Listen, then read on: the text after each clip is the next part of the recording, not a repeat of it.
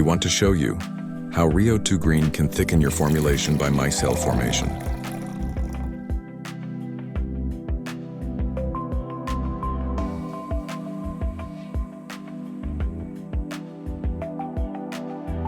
First, stir Rheo2Green in water in a ratio of approximately 2:1.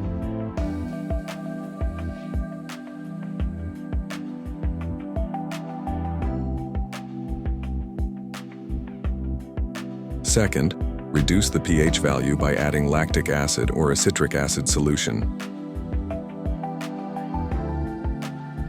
The pH value drops quickly until you reach a buffer system at pH 5.5.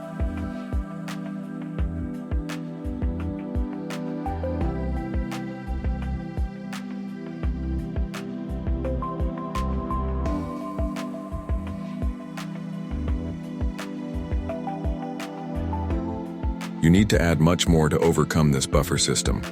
After that, only a small amount of acid will further drop your pH value and you will experience a spontaneous increase in viscosity.